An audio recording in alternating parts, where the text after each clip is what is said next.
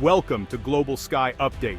Please subscribe to my channel and press the bell icon for more updates. I'm sure you've heard the news. Tensions in the South China Sea are reaching a boiling point. The South China Sea was a powder keg, and everyone knew it. China's island building had turned reefs into military outposts, bristling with missiles. The U.S. Navy challenged Beijing's claims with regular patrols. On November 2, 2025, the USS John Finn sailed into a newly declared Chinese exclusion zone. Behind her, the USS Gerald R. Ford Carrier Strike Group loomed, its F-35C fighters on alert. The plan, led by the carrier Shandong, moved to intercept. The world watched as two powerful navies prepared for confrontation. Both sides braced for a high-stakes game of chicken. The countdown to confrontation had begun. The USS Gerald R. Ford is the most advanced aircraft carrier ever built. Its nuclear reactors power everything from propulsion to the revolutionary EMALS catapults, launching planes faster and more efficiently. The Ford's air wing, including stealthy F-35Cs, FA-18 Super Hornets, and EA-18G Growlers, forms the carrier's cutting edge. E-2D Hawkeyes provide early warning, while the USS Normandy cruiser and Arleigh Burke class destroyers create a protective shield. All ships are linked by a secure data network, sharing sensor data and coordinating seamlessly. Beneath the waves, a Virginia-class submarine hunts for threats, gathering intelligence unseen. The strike group is a complex, integrated force, designed to dominate the sea. Every system, every crew member is part of a finely tuned machine. The Ford is not just a ship, it's the nerve center of American power projection. Its presence in the South China Sea is a message. The U.S. is ready for any challenge. The Chinese know it. The world knows it. The Ford's fighters are armed and ready. Its sensors sweep the skies and seas for any sign of danger. The carrier strike group is a steel fist, poised to strike or defend at a moment's notice. This is the force China has chosen to confront. The stakes could not be higher. In these waters, technology, training, and resolve will decide the outcome. The Ford stands at the center of it all. China's Navy has modernized at breakneck speed. At its center, the carrier Shandong, launching J-15 fighters, capable but not stealthy. The Shandong's ski jump ramp limits its jet's payload, a disadvantage against U.S. catapult-launched planes. The real threat comes from the Type 055 destroyer, stealthy, heavily armed, and bristling with YJ-18 supersonic carrier-killer missiles. Supporting it are Type 052D destroyers, China's answer to the Arleigh Burke, and Type 054A frigates, hunting submarines. The entire group is linked by a data network, trained to unleash a coordinated missile barrage. But China's strategy goes beyond ships. Land-based DF-21D and DF-26 carrier killer ballistic missiles create a deadly bubble around the Chinese coast. The planned task force operates under this protective umbrella, making them a formidable opponent. Their doctrine: overwhelm the enemy with speed and numbers. Their goal: keep adversaries far from China's shores. The South China Sea is their proving ground. Every ship, every missile, is a statement of China's intent. The plan is ready to enforce Beijing's will. The world is watching to see if they can. The balance of power in Asia is shifting. The next move could tip the scales. On the bridge of the John Finn, tension was palpable. Commander Rostova watched as Chinese warships closed in, radar signals strong. The radio crackled. "American warship, you are approaching a restricted military zone." Rostova replied, "We are operating in international waters." Battle stations manned, watertight doors sealed. The John Finn went to general quarters.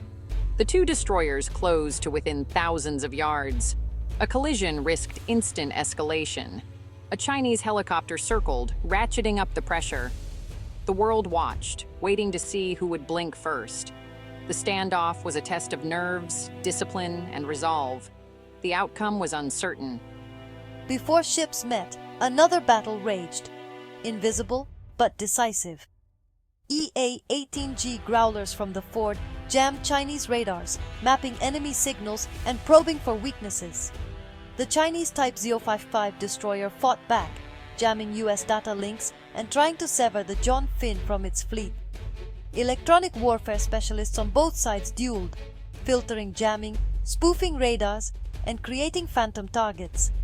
Suddenly, the John Finn's radar lit up with dozens of false contacts. An apparent missile attack. Alarms blared, but the E-2D Hawkeye saw through the deception. It was a sophisticated electronic feint. The Americans held fire, refusing to waste missiles. Then, a growler targeted the Chinese destroyer's fire control radar, blinding it with focused jamming. The Chinese screens went static. No missile lock possible. Both sides demonstrated their ability to blind and confuse the other. The unseen battle was as critical as the physical one. In the electromagnetic spectrum, victory could mean survival. Technology and training were tested to the limit. The electronic duel set the tone for the confrontation. The next move would be shaped by what each side could and couldn't see. The future of naval warfare was unfolding in real time. The stakes were higher than ever. The battle for information was underway. With electronic warfare raging, Commander Rostova needed eyes on the Chinese ships. She launched an MQ-8C Fire Scout drone, unmanned, quiet, and packed with sensors. The drone flew close, streaming real-time images of the Chinese destroyer's missile decks. The covers were closed, the crew tense but not preparing to fire. This was crucial intelligence. The Chinese were posturing, not attacking. The drone gave Rostova confidence to hold her course.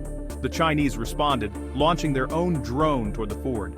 The Americans let it approach, showing off their readiness. F-35Cs armed, catapults primed.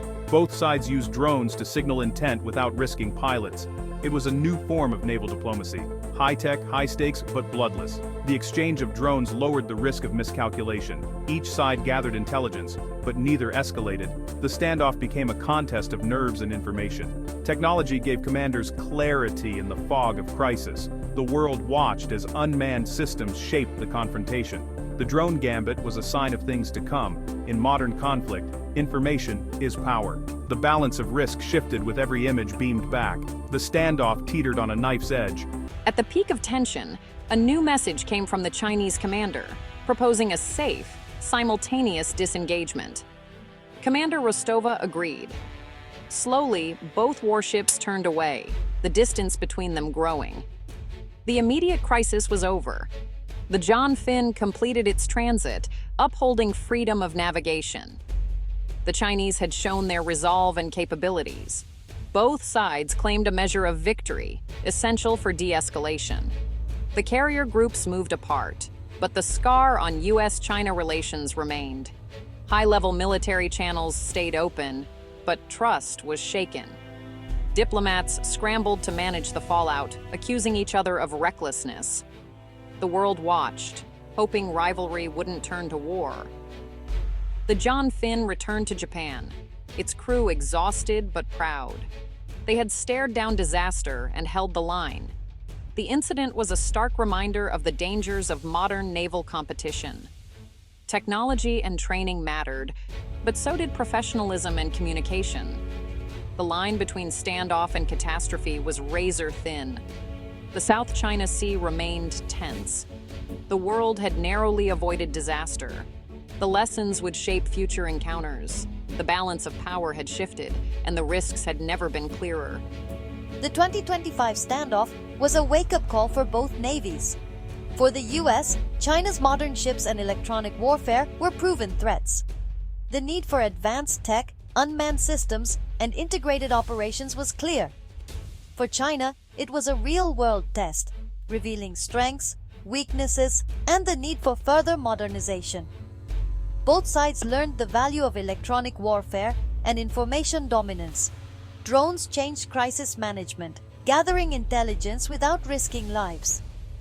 The duel in the electromagnetic spectrum showed future battles might be won before a shot is fired. Deterrence worked. Neither side wanted war, but both pushed the limits. The balance of power in the Pacific had changed. The era of unchallenged US naval supremacy was over. A new era of great power competition had begun. The challenge managed rivalry without disaster. The world's peace may depend on it.